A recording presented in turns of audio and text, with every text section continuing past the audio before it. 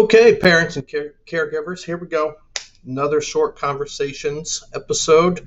This one is on routines and schedules.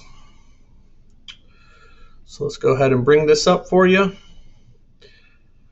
Now, again, these are just meant to, probably tell you stuff you already know, just remind you of things, and get some information out there. Hopefully it will help somebody. And if you ever want to go a little bit deeper or need some help with one of these things, that's what I'm here for. Give me a phone call or send me an email and we can set up a time to talk.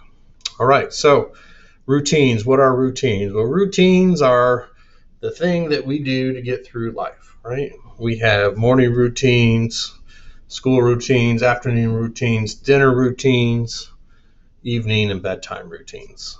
Now, why do we need routines? Well, life is busy and there's a lot going on. And for adults and for kids, the healthy way to go through life is to have routines. Now, what do routines do? Well, as a parent, it sets clear expectations. This is what I expect from you. And that is going to be very important as we continue on this virtual learning. Because now kids are not necessarily going to be able to be managed by their teachers the same way they were, and you have to help out. So routines will help make that happen.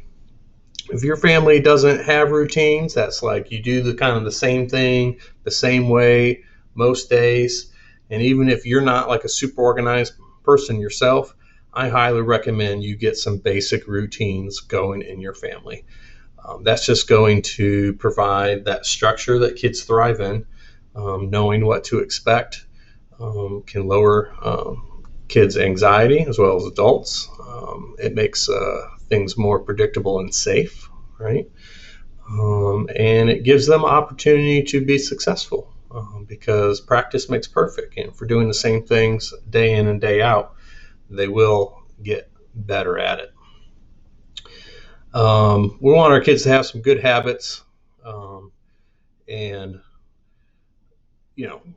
setting this stuff up, setting the expectation for them to be successful is the way to do that. So I have two links. I'm going to put these down in the description of this video.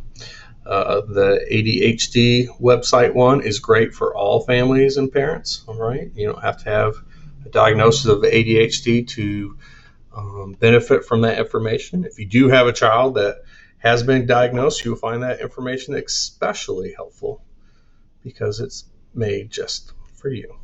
And just some general parenting on setting up life routines for your family, getting them going, keeping them going. You can follow this link right here. Now, what does a routine look like? Well, there's lots of different ways to do it. This is more like a daily schedule, okay? We can cross things out as we go along, right? And yes, crossing things out is a great tip. Some kids have a great sense of relief and progress and accomplishment when they can say, I have done that. And you remove it from the list, you scratch it out, you erase it if it's on a dry board. If you're using some type of magnetic thing, you take it off the board, all right? But as we're looking at these schedules and these routines, sometimes just breakfast isn't enough. So that's where at my house we use things like this. You don't have to have a computer, have them printed out by a computer. You can just write these down. Your kids can help you do it. You can draw little pictures next to them. You don't even need a computer, all right? Instead of yelling and screaming, which does happen at my house sometimes when we get off routine, when we come back to our routines, things get much, much simpler. Instead of me having to repeat myself 100 times each morning, I can just tell the kids to refer back to their list, especially my younger one who forgets what I told him before I even finished telling him. Yeah, I don't know if you have to deal with that. And so then as we get into school, you'll find that kids will be less anxious when they can see what's happening next. And I know when you say, well, my kid's really smart, they don't need to see it, they know it.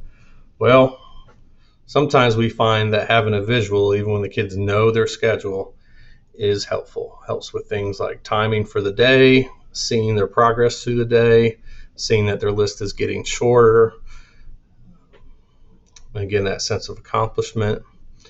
And you can have one routine just that you follow each and every single day, or if you have a student who has a slightly different schedule on different days of the week, you could write down morning meeting, you can write down story time, you can write down break time, literature time, etc., etc.